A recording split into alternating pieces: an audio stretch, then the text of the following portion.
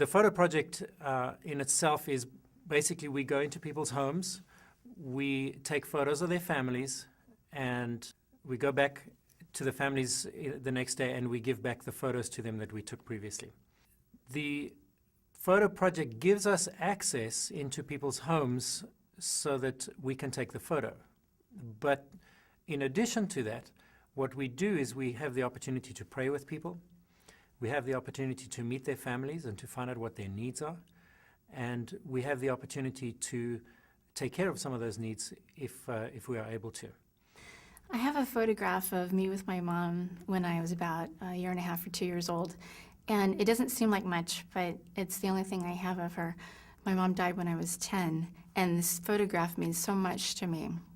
Each of these trips, it was really important to me to take lots of photos in the villages, and as I was photographing the people, I realized that I would have those photographs forever, but the person I was photographing wouldn't have a copy of that photograph. So I would get a car and a driver to take me into the village and get the photos printed out, and we would come back and walk through the village and hand out the photos. And it was really amazing just to watch the people when you handed them a photograph of themselves with their family in front of their home. They would just look at it and run and yell to their friends because they were so excited just to have a simple photograph. What Laura did was gave these families a memory of their families and a legacy to hold on to. Many of these children will grow up not knowing their parents because their parents will have died.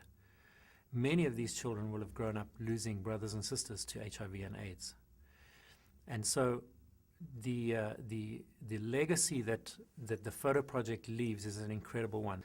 But one of the most unexpected things that happened while we were there was the opportunity to meet Patricia and her family. And she was dying of AIDS. And I've unfortunately been around people that are dying, and it was pretty plain that she didn't have much more time. And we got the opportunity to sponsor each one of those children. 2 other couples with Deb and I and one other lady from our mission team. And we went to their house, which was unbelievably poor, low ceiling, dirt floor, just the worst of conditions. But there was a spirit in that room of hope. A team that went back 8 months later had the unexpected pleasure of meeting Patricia, who we didn't think would live more than 30 or 60 days after we were there. Well, she was not only alive, but she was thriving. You wouldn't recognize her.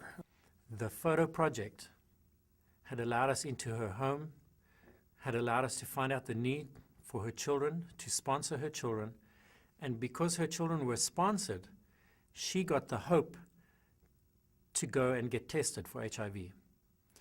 After she'd been tested, she qualified for antiretrovirals and she got onto the antiretroviral medication and her health improved significantly and she was able to find a job and get out to work. In other words, the photo project gave Patricia her life back.